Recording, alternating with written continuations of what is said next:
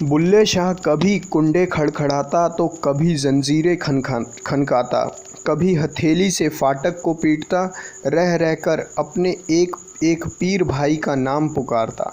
शक और डर के मारे उसके दिल से तेज धुकधुकी उठ रही थी, जी पस्त हो रहा था।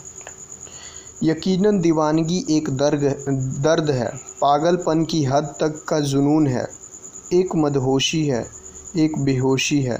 इसलिए होश हवास के साथ इसे ना तो महसूस किया जा सकता है और ना ही समझा या परखा जा सकता है। बहस वालों के अलिफ़बे अल्फाज इसका खाका ज़रूर खींच सकते हैं, लेकिन इसकी धड़कन या नब्ज़ नहीं पकड़ सकते। तभी तो दुनिया की होशमंद मंडी से गुज़रते वक्त एक बार खुद बुल्ले शाह ने गाया था, दिल दी वेदन कोई ना जाने, अंदर देश बेगाने। ये लोग तो अंदरूनी दुनिया से बेखबर बेगाने हैं, ये क्या मेरे दिल की पीर को समझेंगे। कौन जान सकता है इस पीर की तासीर को। जिसनू चाट अमरदी होवे सोई अमर पछाणे, ऐसा ऐस इश्क दी औखी काटी जो चढ़ाया सो जाने। वही जिसने खून पसीना एक करके इश्क के पहाड़ की खड़ी चढ़ाई की है, वही जिसने तबीयत से मुर्शिद के जामे इश्क पिए हैं, जिसे उनकी रूहानी लज्जत का चस्का लग गया है, वही समझ सकता है कि जब इस नाम में बूंद भर भी कटौती होती है तो मुरीद के दिल पर क्या गुजरती है। आज बुल्ले शाह से तो कुछ बूंदे ही नहीं, पूरा का पूरा जाम छीन लिया गया। मछली को आबे जमजम के तालाब से दूर फेंकने की तैयारी हो रही थी। ऐसे में छटपटाहट होना तो लाजमी ही है, पर किस दर्जे की छटपटाहट। यह बेजुबान लिखाई या फिर जज्बाती जुबान तक से पूरी तरह बयान करना नामुमकिन है। फिर भी इस प्रसंग के ज़रिए एक कोशिश की गई है,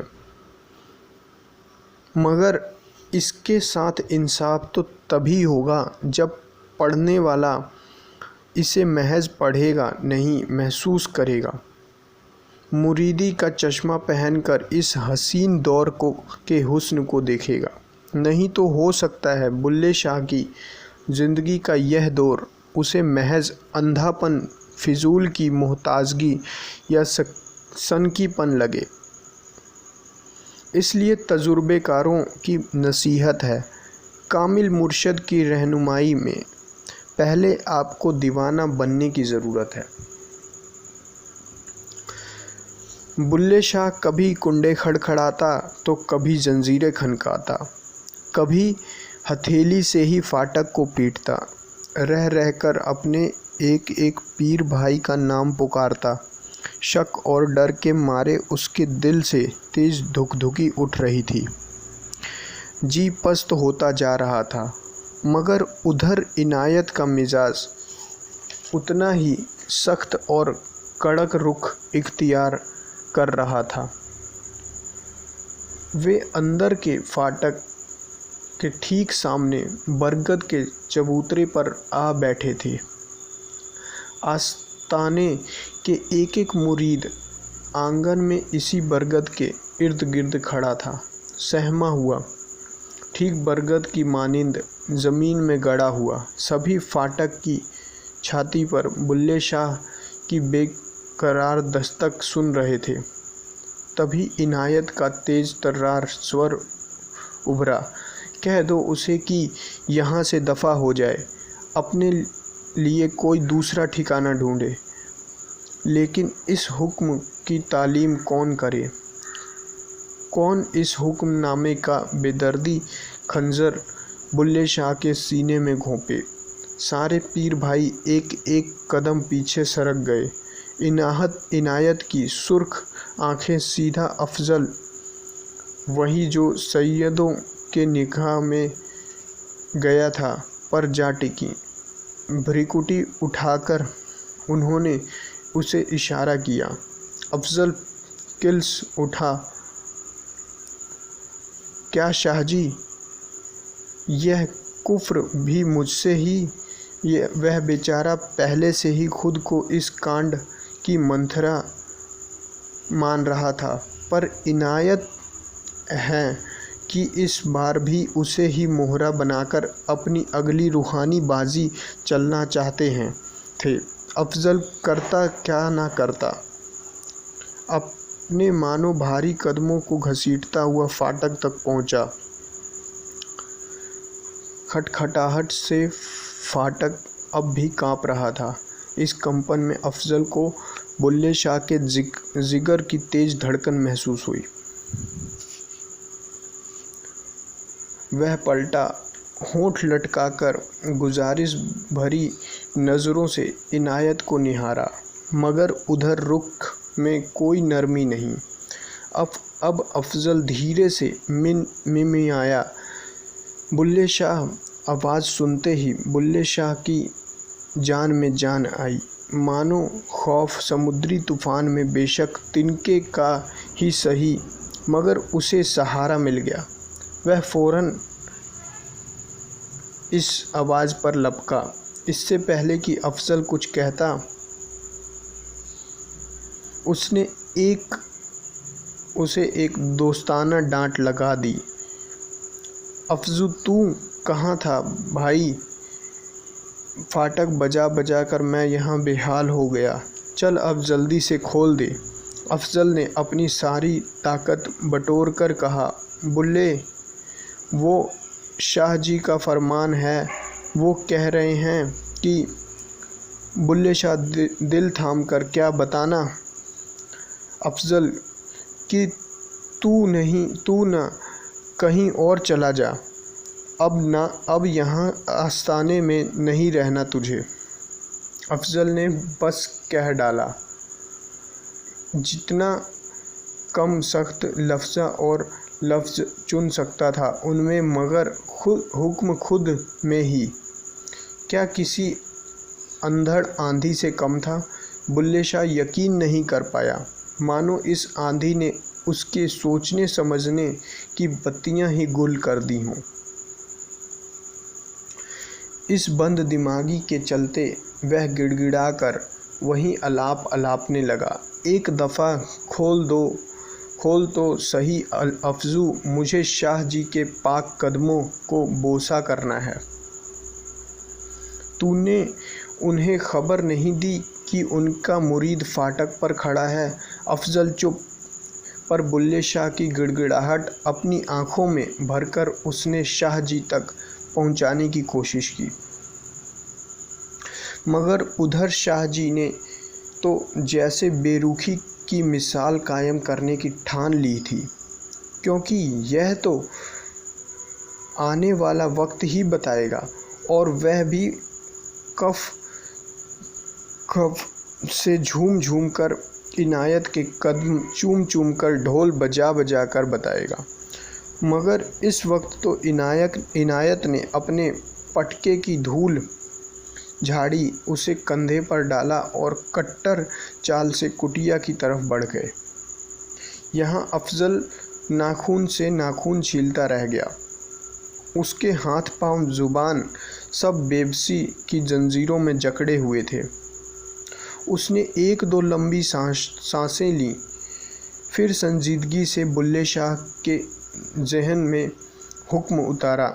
बुल्ले शाह जी ने तुझे कहीं और चले जाने को कहा है, इसलिए मेरे भाई तू चला जा यहाँ से, चला जा। चला जाऊँ? पर कहाँ? बुल्ले शाह का गला भर आया। यह सुनते ही अफजल अंधे गूंगे बहरे की तरह बस दौड़ गया।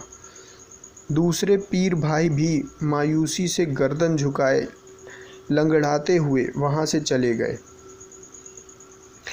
मगर उधर बुल्ले शाह की जड़ें थर्राने लगीं। चोटी से तलवों तक एक पोर झनझना उठा। सीना चाक। उससे खून नहीं, दर्दनाक दर्द बहने लगा। जज्बातों की नदी उछल कूद कर बाढ़ बन गई। बुल्ले शाह उसके तेज बहाव में बहता हुआ मानो पूछ रहा था, कहाँ जाऊं, यह तो बता दो। अच्छा, मैं उठा लेता हूँ अपना सिर, पर इतना बता दो, दुनिया में इसके सिवा कोई और भी दर है? परवाना शम्मा को छोड़कर कहाँ परवान होए साईं, किस ठिकाने को तलाशे, बताओ तो सही। उसके लिए तो आग के अलावा सब राख ही राख हैं।